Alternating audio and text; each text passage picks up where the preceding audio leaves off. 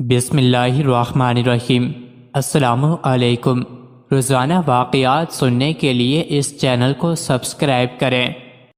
حضرت معاذ رضی اللہ تعالی عنہ بن جبل فرماتے ہیں، میں نے حضور صلی اللہ علیہ وسلم سے عرض کیا کہ اس آیت یوم ینفخ فی الصور فتأتون افواجا کا مطلب کیا ہے؟ اس سوال کے کرنے پر حضور صلی اللہ علیہ وسلم اس قدر روئے کہ آنسو سے کپڑے تر ہو گئے۔ پھر فرمایا، اے معاذ، تو نے ایک بہت بڑی چیز کا سوال کیا ہے۔ میری امت حشر کے میدان میں 12 جماعتوں میں تقسیم ہوگی۔ پہلی جماعت قبر سے اٹھے گی، ان کے ہاتھ پاؤں نہ ہوں گے۔ یہ وہ لوگ ہوں گے جو اپنے پڑوسیوں کو ستاتے تھے۔ دوسری جماعت قبر سے اٹھے گی، ان کی شکلیں خنزیر جیسی ہوں گی۔ یہ وہ جماعت ہوگی جو نماز میں سستی اور غفلت کیا کرتی تھی۔ تیسری جماعت اپنی قبروں سے اس طرح اٹھے گی کہ ان کے پیٹ پہاڑوں کی طرح ہوں گے، ان میں سانپ اور بچھو بھرے ہوں گے۔ یہ وہ لوگ ہوں گے جو مال کی زکوٰۃ ادا نہ کرتے تھے۔ چوتھی جماعت قبروں سے اٹھے گی، ان کے منہ سے خون جاری ہوگا۔ یہ وہ لوگ ہوں گے جو اللہ تعالیٰ کے عہد و پیمان کے بدلے مال لیا کرتے تھے۔ پانچویں جماعت قبروں سے اٹھے گی، ان کے جسم پھولے ہوئے ہوں گے اور ان سے مردار کی بدبو سے سخت بدبو آئے گی۔ یہ وہ لوگ ہوں گے جو لوگوں کے ڈر کی وجہ سے چھپ کر گناہ کرتے تھے، اللہ تعالیٰ سے نہیں ڈرتے تھے۔ چھٹی جماعت قبروں سے کٹے ہوئے گلے والی اٹھے گی، یہ وہ لوگ ہوں گے جو جھوٹی گواہی دیتے تھے۔ ساتویں جماعت قبروں سے اٹھے گی، ان کے منہ میں زبانیں نہ ہوں گی بلکہ خون اور پیپ جاری ہوگی، اور یہ وہ لوگ ہوں گے جو جان بوجھ کر گواہی نہیں دیتے تھے۔ آٹھویں جماعت قبروں سے اوندے منہ اٹھائی جائے گی، یہ وہ لوگ ہوں گے جو زنا کیا کرتے تھے اور بغیر توبہ کے مر گئے۔ نویں جماعت قبر سے سیاہ اور کیری آنکھوں والی اٹھے گی، ان کے پیٹوں میں آگ بھری ہوئی ہوگی۔ یہ وہ لوگ ہوں گے جو یتیموں کا مال ظلماً کھا جاتے تھے۔ 10ویں جماعت قبروں سے برس اور جزامی مرض والی اٹھے گی، یہ وہ لوگ ہوں گے جو والدین کو ناراض کرتے، ان کی نافرمانی کرتے، ان کو ستاتے تھے۔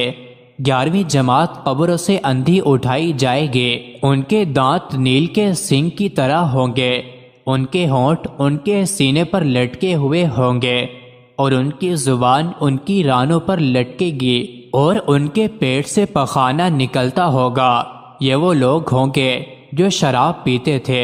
12ویں جماعت قبر سے اٹھے گی، ان کے چہرے 14ویں کے چاند کی طرح چمکتے ہوئے اور پل صراط سے بجلی کی طرح پار ہو جائیں گے۔ یہ وہ لوگ ہوں گے جو نمازوں کا اہتمام کرتے تھے، عمل صالح کرتے، گناہوں سے پرہیز کرتے۔ ان کا خاتمہ توبہ پر ہوا، ان کا بدلہ جنت ہے، اور ان پر اللہ تعالیٰ کی رحمت اور مغفرت اور رضا مندی ہے۔ حضرت ابو ہریرہ رضی اللہ تعالی عنہ سے مروی ہے کہ سرکار دو عالم صلی اللہ علیہ وسلم نے ارشاد فرمایا، جب مردہ قبر میں رکھ دیا جاتا ہے تو اس کے پاس کالی کیری آنکھوں والے 2 فرشتے آتے ہیں، جن میں سے ایک منکر اور دوسرے نکیر۔ فرماتے ہیں، وہ دونوں اس مردہ سے پوچھتے ہیں کہ تم اس آدمی یعنی محمد صلی اللہ علیہ وسلم کی نسبت کیا کہتے تھے؟ اگر وہ آدمی مومن ہوتا ہے تو کہتا ہے کہ وہ اللہ کے بندے ہیں اور اس کے بھیجے ہوئے رسول ہیں، اور میں گواہی دیتا ہوں کہ اللہ کے سوا کوئی معبود نہیں ہے، اور بلا شبہ محمد صلی اللہ علیہ وسلم اللہ کے بندے اور اس کے رسول ہیں۔ یہ سن کر وہ دونوں فرشتے فرماتے ہیں، ہم جانتے تھے کہ تو یقیناً یہی کہے گا۔ اس کے بعد اس کی قبر کی لمبائی اور چوڑائی میں 70 گز کشادگی کر دی جاتی ہے، اور اس مردے سے کہا جاتا ہے کہ سو جاؤ۔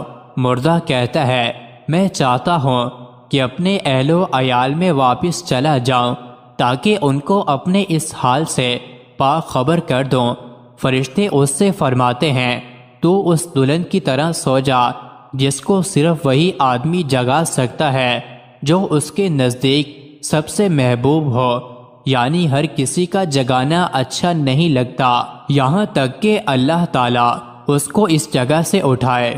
اور اگر وہ مردہ منافق ہوتا ہے تو کہتا ہے کہ میں نے لوگوں کو جو کچھ کہتے سنا تھا وہی میں کہتا تھا، لیکن میں اس کی حقیقت کو نہیں جانتا۔ منافق کا یہ جواب سن کر فرشتے فرماتے ہیں ہم جانتے تھے کہ یقیناً تو یہی کہے گا۔ اس کے بعد زمین کو مل جانے کا حکم دیا جاتا ہے، چنانچہ زمین اس مردے کو اس طرح دباتی ہے کہ اس کی دائیں پسلیاں بائیں اور بائیں پسلیاں دائیں نکل آتی ہیں، اور اسی طرح ہمیشہ عذاب میں مبتلا رہتا ہے، یہاں تک کہ اللہ تعالیٰ اس کو اس جگہ سے اٹھائے گا۔ مزید ایسے ہی ویڈیوز کے لیے چینل کو ضرور سبسکرائب کریں۔